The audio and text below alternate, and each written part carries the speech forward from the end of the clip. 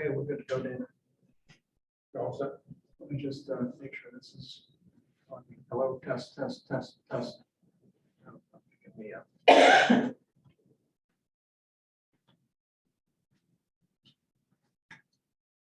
Yeah, I lit up. You guys lit up? Yeah. Yeah. It's not picking me up if I talk. Hello, hello, hello. No blue light still on. It's gonna be power to it because there's a little tag on it there. Lit up. Yeah. Speakers.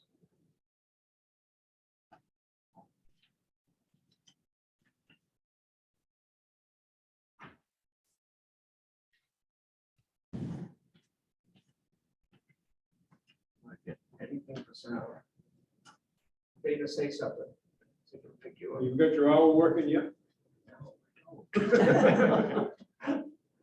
It says I'm recording, but I can't see anything. All right, let's go with it. We got a video. We just, Bird there hunting. you go, working out. There we go. Bird hunting season, maybe somebody shot the owl. Yeah. Welcome, everybody. We're gonna go ahead and start our meeting. Item number 1 on the agenda is to consider approving the minutes from the September 28th, 22 meeting and sign the warrant. So moved. Second. All those in favor? Thank you. The second reading of the general assistance ordinance. I've got Jan here for us. So nothing has changed. We made no changes at the last reading. I recommend that we pass that second reading and continue on with their recommendations for the maximum. So moved. Second. All those in favor? Thank you. Number 3 is appoint a cost sharing committee. Okay, I have Lucy Poirier here. I've invited Adrian Fair, who was supposed to be here tonight, but I haven't heard anything from her today. So I don't know what's going on there. I'm going to ask that the council appoint her anyways. You so feel that's within your scope of desire. I'm going to ask Lucy to introduce herself and maybe tell us a little bit about who she is. Good evening. My name is Lucy Poirier. I've been an Oakland resident for about 23 years. I'm a retired HR professional, worked for New Dimensions Federal Credit Union as their director of HR for about 15, 16 years. And then I retired, but went back to work to do part-time work and just recently hung it up. I have 3 grown children. I have 8 grandkids. My kids are all functioning adults, and I'm very proud of that. Is there anything else you'd like to know about me? Yes, Do your children, grandchildren, any of them live in town? they don't live in town. No, I have 5 grandkids in Pennsylvania, and I have 3 in Auburn, and my kids all graduated from Lawrence. They all went to Lawrence. My grandchildren range from 5 years old to 20. So they're, they're in different places in their education. Now, my kids are all college graduates. They were very involved in school activities when they were there. As a result, so were as parents. Any other questions? Thank you for volunteering to be on this committee. I'll make a motion for appointment. Are we gonna appoint both of them? I would like to. Adrian Fair, I'll tell you a little bit about her. She's a local business owner. She lives here in town. She has kids in the system. I think she'd do a great job for the town.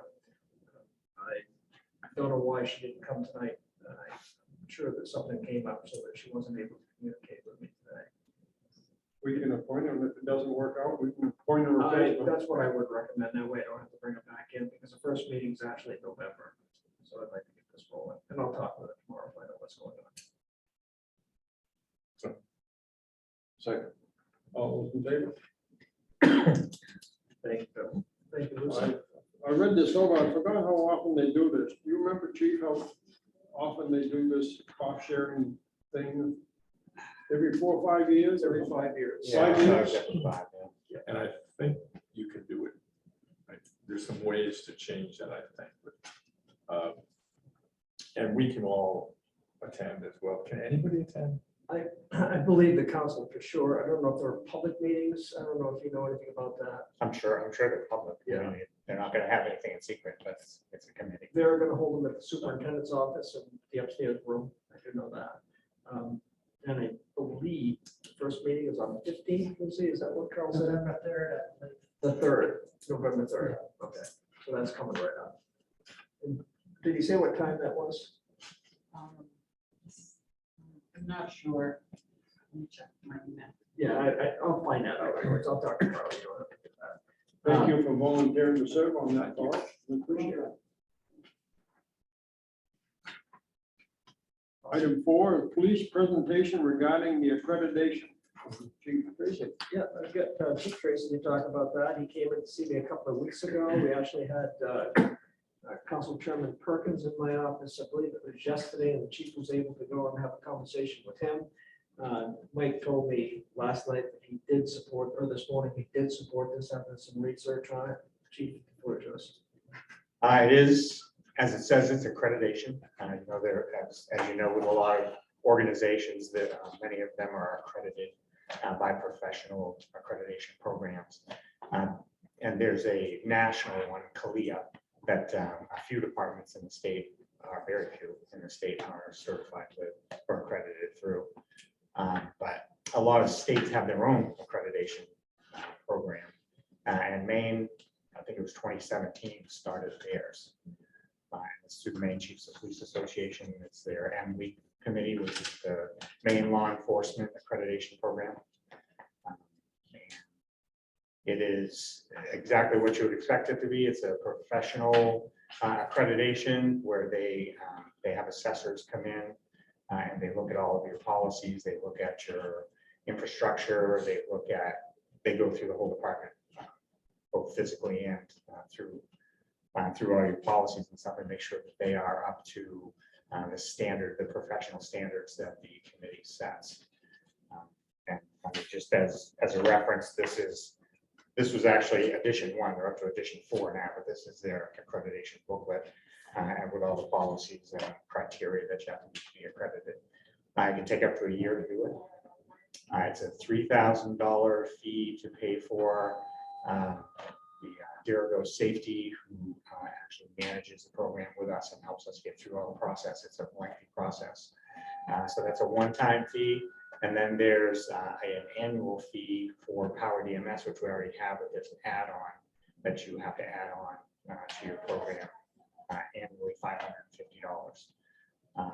But to offset that, Ella and Kelly looked into MMA. There is a reduction in what you pay for your insurance for the police, and that reduction would be $667 a year. So it would pay more than pay for the annual fee once that's, the $3,000 is a one-time fee that we pay. So, and then there's the $550 a year. So You actually have an email that was sent off to MMA. Yeah. And Kelly's question and their response. Mike talked with one of the lieutenants from state police, and he said it's quite neat to get accredited. There is a 10% savings on our insurance, and it's professionalism. And the reason why I asked to bring it in front of you guys was because of the $3,000 upfront cost. I just wanted to make sure that you had a chance to weigh in on this, and we'll be adding another $550 to our budget on the Power DMS line for next year. So I just wanted to make sure you're in the loop. You have a chance to go and make a decision whether or not the police department moves forward with this. And if you find that this is beneficial, then we would certainly love to get your support on it. Anybody have any questions? Other towns, well, that's you what may I have was said, I I missed was it. going to bring that up. There are 14 currently in the state of Maine that are accredited through MWEAK. The only one in our area is Augusta PD. The rest of them is Auburn, Brunswick, Ellsworth, Berwick, Old Town, Orono, Jay, Westbrook, Falmouth, Biddeford, South Portland, Bath, and York County Sheriff's Office. So you must have talked to some of these, or have you talked to other towns that have gone through? I have. I'm actually on the I'm on the board of directors of Maine Chiefs of Police. on the executive committee. I've been for years. And this is a committee of the Maine Chiefs of Police Association. So I've been very familiar with it. It's a lot of work to get it done. But at the same time, it raises the level of your professionalism up to where I think I've always felt that we're a professional department, and I want to maintain us being the most professional, or one of the most professional in the state. That's my goal, always has been. I plan on retiring in a year and a half, and I want that to be my legacy. When I leave, I want to be accredited. So that's my plan. I think it's a good. And so after the initial charge of money, then the annual dues or fee or something, at some point how do they know that you're maintaining 3 years, 4 years down the Well, road? you're re-accredited every 3 years. So it's revisited every 3 years. So is this, Sounds like, But there's not another fee. There's not another $3,000. right, It's you maintain it and then they check it again in 3 years. So sounds like a good idea to me. You said it involves a lot of work, which is typical for any accreditation. Yeah. Do you foresee that that's going to be a lot of effort, overtime, any overtime, are the police, is this something they look forward to doing? it's going to be the deputy chief and I that do 90% of the work. And I mean, I've done the policy stuff for the last 20 years. So I mean, I'm kind of used to that, but I'm really interested in bringing the deputy chief in on doing most of the heavy lifting on this, to be honest with you, because that's going to familiarize him with even more so with the process and prepare him for my departure. Now, when they do the accreditation, do they visit us? Yes. Do they have a group of people? that There's an come? assessment team of 3 people that they visit on site. They go through the building.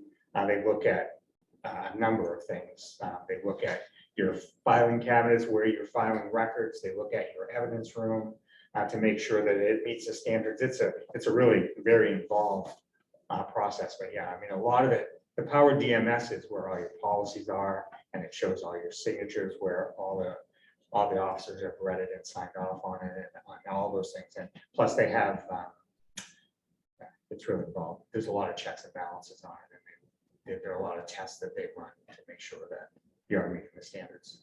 Are these committees of 3 policemen from other areas that they have come up, They're trained assessors, so they are police officers. Yes, but they work full-time somewhere?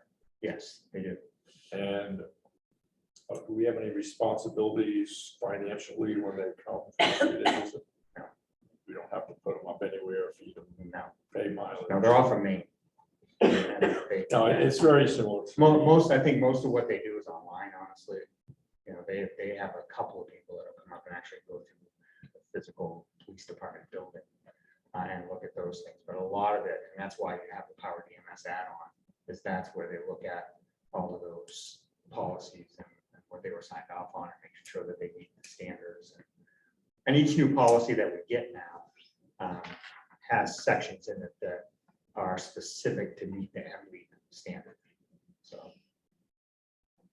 I think Mike explained that if one of our officers had an incident where the town got sued afterwards, that they would be sure that our records and the information was up to date, so that it would help us in the lawsuit, that we had done everything right. That, I mean, that's the advantage of having professional standards and being confirmed that you're meeting those standards, is that Right. number one, you're less likely to be sued right. because you're at that level. But number two, I mean, it's a lot easier for you to. We've been very fortunate against the not to have an incident like that, but if it ever have. did happen, it would be good to know that we've taken care of it properly. Agreed. I'd make a motion, we join this. All those in favor? Thank you. And I'll keep you apprised as the process goes through. It could be, up to a year. But once we get accredited, they actually come here to a council meeting and present it to the police department at a council meeting. So they'll come in and tell us whether you're doing a good job. or They not. certainly will. Okay. Yeah. Put that on the agenda. Yeah. I think what you mentioned about the deputy chief learning from this process is gonna give us more value than the couple I of agree. $3,000 that we're gonna spend on. My most important job, Bob, is to make sure that when I leave, it's seamless. You know, so. Next item, item 5, Oakland's 150th anniversary is not until 2033. Guess what? We made a blunder. So Clara Watson helped us figure this out, and Jan did some digging downstairs in the records. You've got a sheet that I supplied with your packet. And chapter 336 shows on section 1, the name of the town of West Waterville is hereby changed to Oakland to March 10th, 1883. That's on our patches there used to be. What's that? Those are our patches. Yeah. All right. And so Clara helped formulate the 100th year anniversary in 1983. So we're 10 years too early. We've been a little bit more time. I don't think any of us are gonna have to worry about it because 10 years, we're not gonna feel about it here. I think the date for the West Waterville and the Oakland is about 10 or 11 years apart, isn't it? 10 years. 10 years, yeah. West Water, the town of Oakland was incorporated as West Waterville in 1873. And that's what's on our corporation. And that's where that's up came from. So, What was it before it was West Waterville? say that again. What was it before it was West You know, Waterville? that's a good It was question. Waterville and Winslow. Was it Waterville? Winslow It was before that. Winslow originally, yeah. So the council actually has the authority to make a decision on this. We could celebrate this year, but I think we're gonna upset Carl Watson. And I think we ought to wait for 10 years and do it the way she started it. We start now, it would be pretty well celebrated now. 33. Just come to the nursing home, celebrate there. So actually, you know, I've talked with a couple of people. We're planning on rolling our 150th anniversary into Oakfest this year. And we started that planning until we learned this.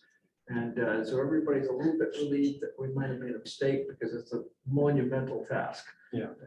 And, So this is the money that I inquired about at a previous meeting. What we holding that forever. Now we can, take it back. Unless you want to spend it, we'll just let the next group worry about it, but Gain interest for 10 years. Take it and put it towards something else. Let the people in 2033 worry about it. had Clara not made that phone call to jail, we probably would have been 10 years too early.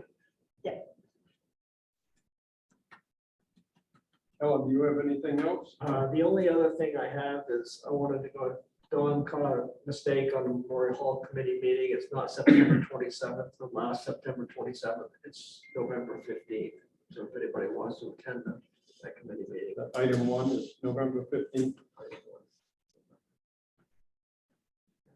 Other than that, I really don't have much more to add. Well, I don't have anything except that you mentioned Memorial Hall and it reminds me of something. Every day I go to the post office and I go back up onto Church Street, take a left and go past Memorial Hall. And you don't get a really good view of Memorial Hall because of that enormous tree as you're looking at the building in the front, on the left-hand side. It obscures a huge portion of Memorial Hall. And I don't, just something for the committee that's working on Memorial Hall, think about whether that tree has any sentimental value or if it would open up a better vista of the building itself. I bet there'd be a lot of people that say, oh, look at that, I never noticed that before, if the tree were gone. So I'm guessing, based on the size, it's a maple tree. Based on the size of it, it's probably planted about the same time Memorial Hall was constructed. No, You don't think so? No. It's that big around. We could have an arborist, let us Well, know. the maple grows very slow. But anyways, Anyway, it's just something to think about in the retro. I don't think it's a bad idea to get rid of it, to be honest with you, because it would. It's a tree, why kill a tree? That's my opinion. Yeah, we could cut it and count the rings, then we know whether we want to cut it. I'm not, personally me, I don't like the idea of cutting trees to cut trees. They serve a purpose in our world. But That's just me. I don't disagree, except we have lots of trees. This one, I think, keeps people from observing Memorial Hall, but I digress, and that's all I have. No. Yeah. You have anything? I don't. I'm just gonna have to keep you throwing the sign this though before you leave. That's for the general. Chief, you have anything? Good, thank you. Nate? Nothing. Kelly? Very good dedication today at that, the Oakland Park. That was very nice. Excellent, really. Yeah, really nice. Perfect day. Perfect day, and Eric did a great job recognizing all the groups that have presented money to it and done work on it. And his cheeseburgers are delicious. They really were. I can't believe how good they I could use another one right now. I move that we have those every day. They were very good. In the absence of Councilman Groder, I move that we adjourn. All of them. Stand up. Thank you. Thank you, everyone, for coming. Thank you.